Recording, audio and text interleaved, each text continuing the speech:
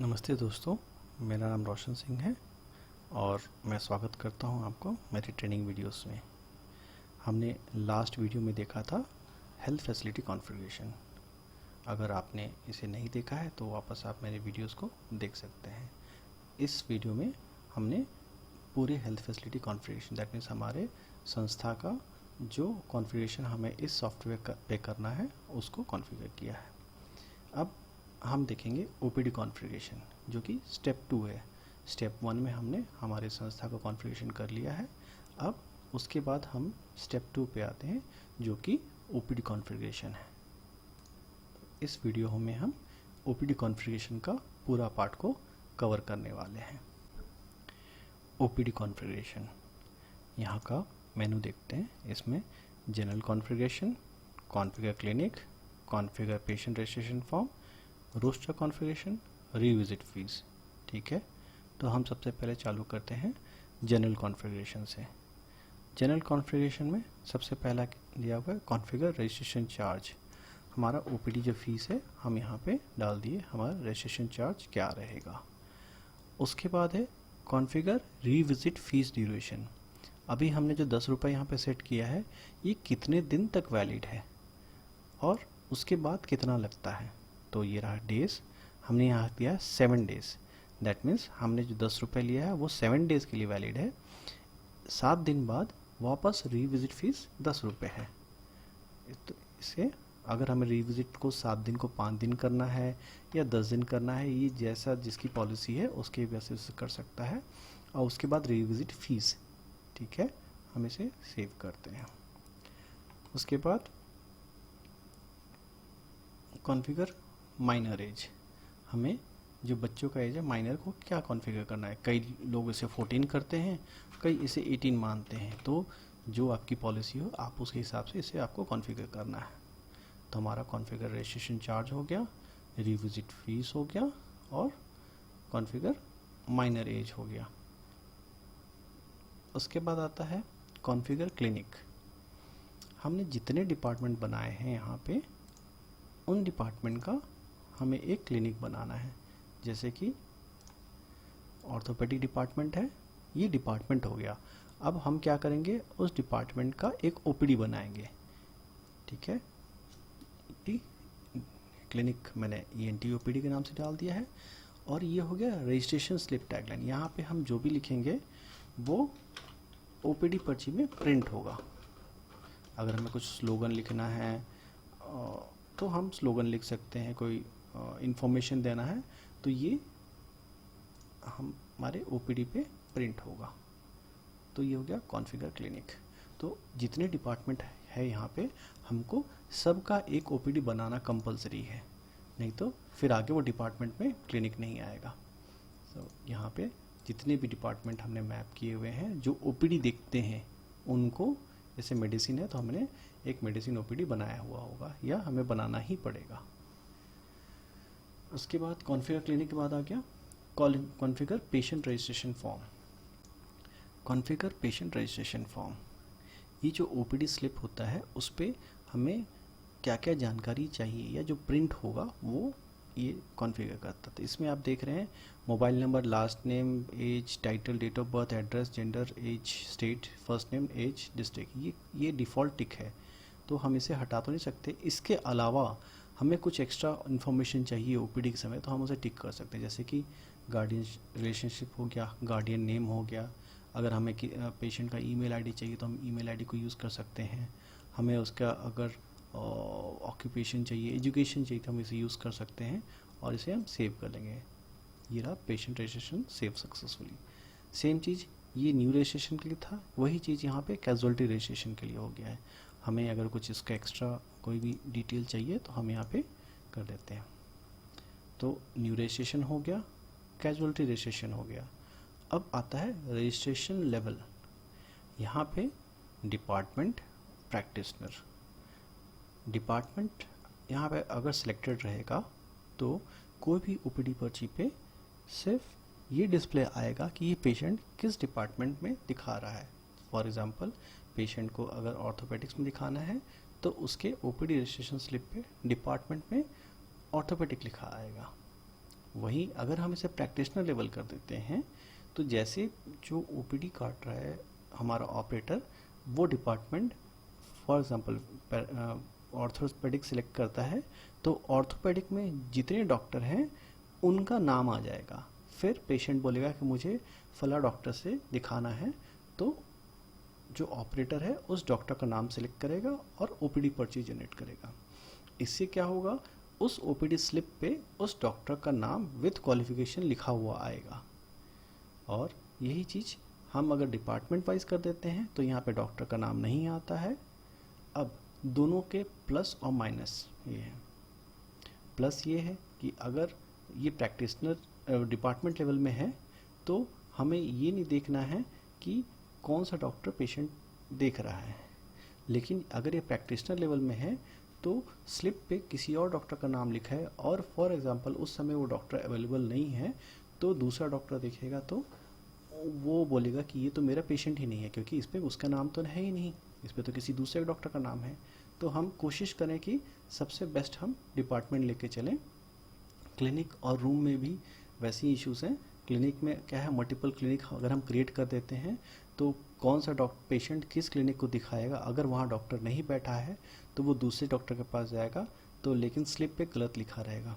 Same चीज़ room wise भी है, तो हमें या तो उसे डिपार्टमेंट में लेके चलना है या प्रैक्टिशनर में लेके चलना है। मेरा तो रिकमेंडेशन रहेगा कि हम डिपार्टमेंट में ले लें ताकि कोई इशू नहीं आए। तो जैसे अब यहाँ पर रजिस्ट्रेशन लेवल हमने सेलेक्ट किया डिपार्टमेंट और हम इसे सेव कर लेते हैं। उसके बाद आता है ओपीडी स्लिप।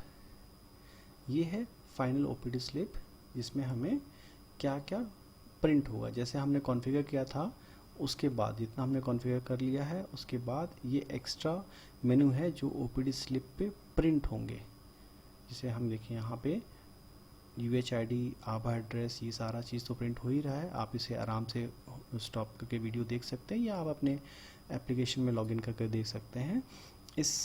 इतना कंपलसरी है। इसके अलावा आपको कुछ रजिस्ट्रेशन स्लिप पे प्रिंट चाहिए तो आप उसे अलग से अलाउ कर सेलेक्ट करके सेव कर लीजिए। तो ये हो गया आपका ओपीडी स्लिप का डेटा जो प्रिंट होगा।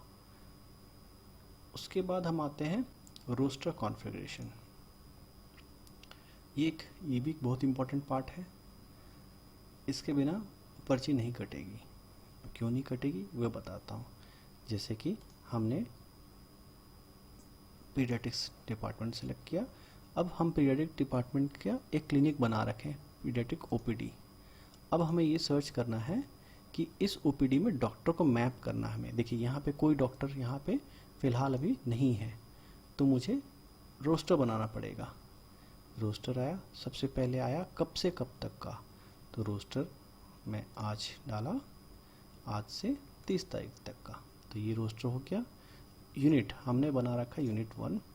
डेज, ये डॉक्टर कब से कब किस किस दिन बैठते हैं हम अपने हिसाब से कॉन्फ़िगर कर लिए। उसके बाद रूम, ये डॉक्टर जैसे हमने डिपार्टमेंट है पीडिया, तो हम यहाँ पे पीडियाट्रिक्स ओपीडी ये रहा। अब इस डॉक्टर कौन कौन से डॉक्टर बैठे हैं तो हमने उनका नाम कर दिया, टिक कर लिया। अब हम यहाँ पे सेव रोस्टर करते हैं। अब हमारा ये रोस्टर बन रहा है 2 तारीख से लेके 30 तारीख तक का हमारा ये रोस्टर। देखिए 2 तारीख से लेके 30 तारीख तक का हमारा रोस्टर बन गया है, जिसमें हमने पीडियाट्रिक डिपार्टमेंट में यूनिट 1 में 2 डॉक्टर्स को असाइन किया है। ठीक है, और ये 2 doctors Monday to Friday Saturday देखेंगे।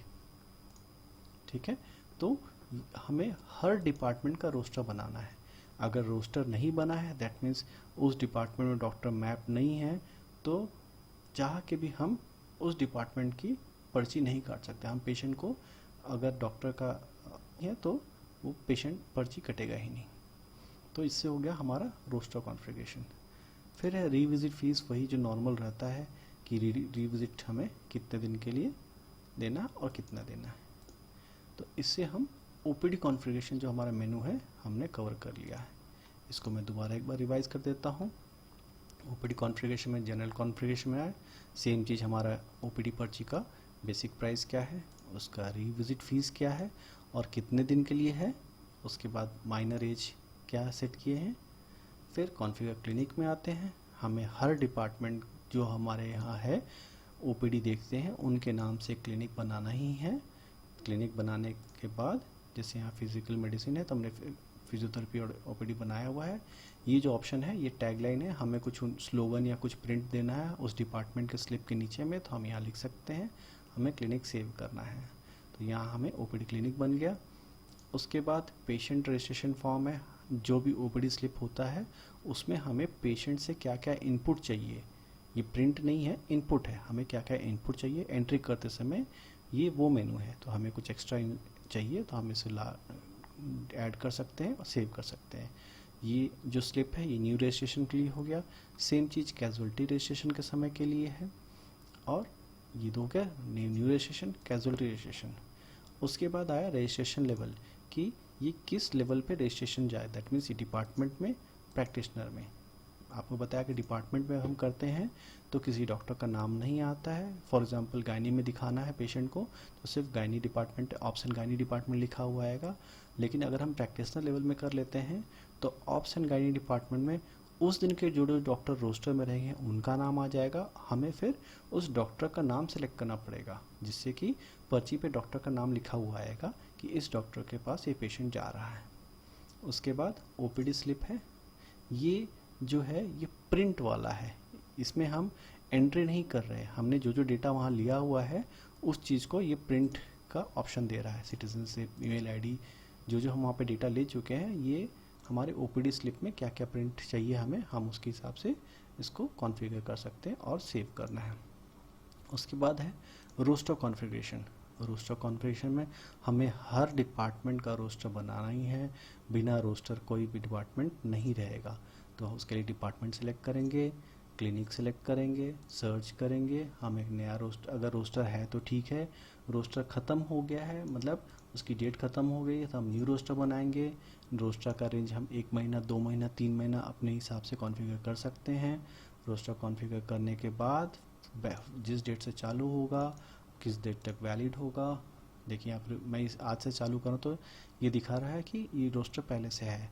तो हम यहाँ देखते हैं हमारा रोस्टर हमने कब ख़त्म कर रहे हैं, 30/6 को ख़त्म कर रहे हैं।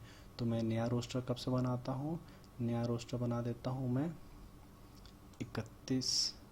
1 जुलाई से लेके 31 अगस्त तक। ठीक है, यहाँ डाल दिया, यूनिट 1 को डाल दिया, सेलेक्ट डेज हमने डाल दिया, हमारा रूम डाल दिया, डॉक्टर्स को हमने टैग कर दिया और सेव कर दिया। तो यहाँ हमारा 2 रोस्टर रेडी हो गया। पहला रोस्टर जो है वो 2/6 से 30/6 तक वैलिड है, उसका दूसरा रोस्टर है 1/7 से 31/8 तक। तो ये रोस्टर समय के अनुसार आप बढ़ा घटा सकते हैं या डिलीट कर सकते हैं। उसके बाद हो गया रीविजिट फीस, जो कि नॉर्म पहले डिस्क्राइब है कि कितने दिन तक के लिए वो ओपीडी फीस जो हम ले रहे हैं वो चालू एक्टिव रहेगा, उसके बाद कितने रुपए लेना है। ठीक है, और इसके साथ ही हम ये ओपीडी जो कॉन्फ़िगरेशन मॉड्यूल है ये हम कंप्लीट करते हैं। Thank you. इस वीडियो में मैं कोशिश किया हूँ कि मुझे जितनी जानकारी है मैं उसे अच्छी तरह से आपको समझा सकूँ और बता सकूँ। अगर इसमें कुछ गलतियाँ हैं तो उसके लिए मैं माफ़ी चाहता हूँ।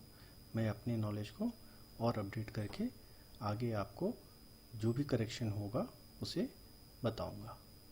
Thank you very much.